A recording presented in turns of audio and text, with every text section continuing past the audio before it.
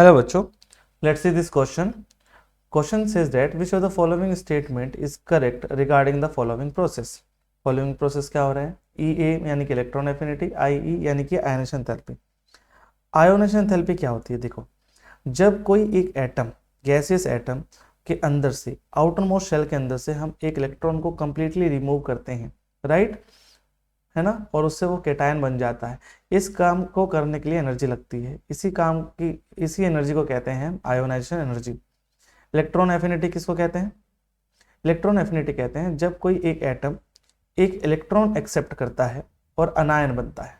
क्या बनता है? अनायन बनता है. तो इस काम को करने में एनर्जी रिलीज भी हो सकती है, एब्जॉर्ब भी हो सकती है. तो जो भी एनर्जी चेंज होती है उसे कहते हैं इलेक्ट्रॉन एफिनिटी. ठीक है. मेटल्स की जनरली एब्जॉर्ब होती है, नॉन मेटल्स की जनरली रिलीज होती है. देखो, पहला वाला जो काम है, मान लीजिए क्लोरीन ने एक इलेक्ट्रॉन एक्सेप्ट किया और Cl- बन गया, तो इसने कुछ एनर्जी रिलीज करी.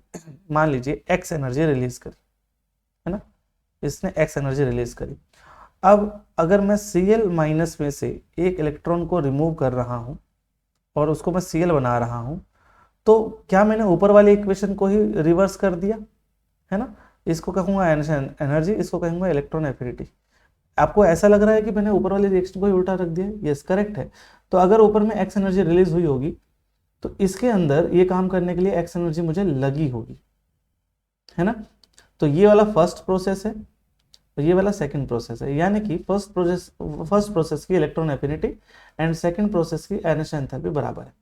तो फर्स्ट ऑप्शन देखिए, ionisation enthalpy of process second and electron affinity of process one, it will be equal. Mode इसलिए लगाया कि नेगेटिव जो है वो बाहर आके पॉजिटिव हो जाए. तो option A will be correct answer. बाकी ऑप्शन भी देखते हैं. बाकी ऑप्शन क्या कह रहा है? Ionisation enthalpy of process third process यानी कि क्लोरीन में से इलेक्ट्रॉन को निकाला जा रहा है, इसको क्लोरीन प्लस बनाया जा रहा है. ओके, ठीक है. Ionisation enthalpy of process second यानी कि क्लोरीन माइनस में से एक इलेक्ट्रॉन को निकालकर क्लोरीन बनाया जा रहा है. ये नहीं हो सकता सेम. क्यों नहीं हो सकता? इसमें अगर हमने अगर आयनेशन एनर्जी लगाई है, मान लो अगर एक्स लगी है, क्योंकि हमने इलेक्ट्रॉन हमने क्लोरीन एटम से निकाला है, इसमें हमने इलेक्ट्रॉन Cl- में से निकाला है, तो इट विल बी डिफरेंट. तो ये सेम नहीं हो सकता. ओके. ऑप्शन सी क्या कहता है? Ionisation enthalpy of process fourth, यानी कि क्लोरीन प्लस में से मैं एक इलेक्ट्रॉन निकालता हूं एंड इसको क्लोरीन 2+ बनाता हूं. ओके. और electron affinity of process first, इसमें मैं एक इलेक्ट्रॉन डालता हूं और इसको Cl- बनाता हूं. अगर इसमें W एनर्जी लग रही है, इसमें Y एनर्जी लग रही है, ये कैसे सेम हो सकते हैं?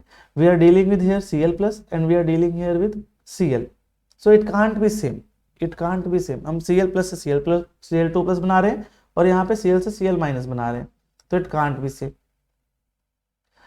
ऑप्शन डी देखते हैं. ऑप्शन डी क्या कहता है? Ionisation enthalpy of process fourth, यानी कि Cl+ से हम जो Cl2+ बना रहे हैं एक इलेक्ट्रॉन निकाल कर. ठीक है. Ionisation enthalpy of process third, Cl से Cl+ बना रहे हैं. देखो, नीचे में हम न्यूट्रल एटम में से एक इलेक्ट्रॉन निकाल रहे हैं, तो इसके लिए मान लो एनर्जी लग रही है A.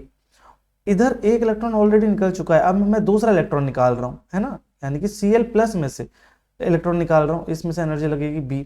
तो B बड़ी होगी A से, क्योंकि हमने जब B से निकाली, B में एनर्जी लगाई है, तो इसका Z effective is more, Z effective is high. क्योंकि उसके ऊपर पॉजिटिव चार्ज है. तो ये भी सेम नहीं हो सकता.